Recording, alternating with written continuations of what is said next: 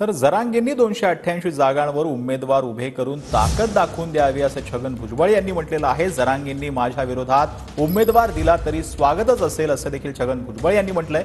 तर मराठा आंदोलनाचा परिणाम केवळ 2 ते 4 जिल्ह्यात दिसला असं देखील छगन भुजबळ यांनी म्हटलंय। जरांगेंचं जे चालू आहे आता जरांगे बोलतात की जर सरकारने मागण्या मान्य नाही केल्या तर ते 288 जागी उमेदवार उभे करतील। लोकशाही आहे।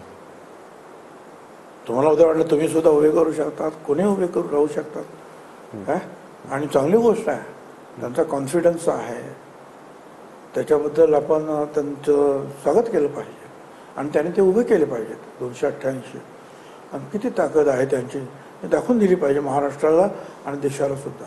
नाही मग येवल्यातही उभा राहील तुमच्या विरोधात उमेदवार? अवश्य, स्वागत आहे। जे काही महाराष्ट्रात एवढं घडलं त्याचं ॲनालिसिस करताना तुम्ही कसं करता की मराठा जे आहेत त्यांच्यामुळे प्रॉब्लेम झाला की दलित मुस्लिम मराठा एकत्र याच्यामुळे प्रॉब्लेम झाला?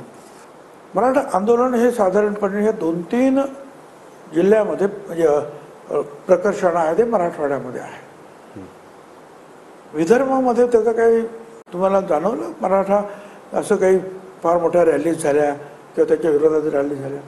मग विदर्भामध्ये सुद्धा जिथे 10 खासदार होते तिथे 3च खासदार निवडून आले युतीचे।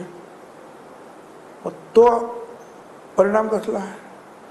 तर हा परिणाम काही ठिकाणी झाला, तो पण तो 2-4 जिल्ह्याच्या बाहेर काही झाला किंवा मतदार लोकसभेच्या मतदारसंघाच्या बाहेर झाला असं मला वाटत नाही। आणि जर तसं जर असतं तर आणखी मी सांगतो, अमोल कोल्हे का निवडून आले? सगळे जर मराठा सगळे आहे मग सगळे ते मराठा मतं गेली की माणसं पडतात। अमोल कोल्हे आले ना निवडून। तर हा काही मतदारसंघामध्ये विशिष्ट त्याचा परिणाम जाणवला आणि त्याचे जे अजूनही काहीतरी तक्रारी सुरू आहेत, आंदोलनं सुरू आहेत, उपोषणं सुरू आहेत, चालू आहे।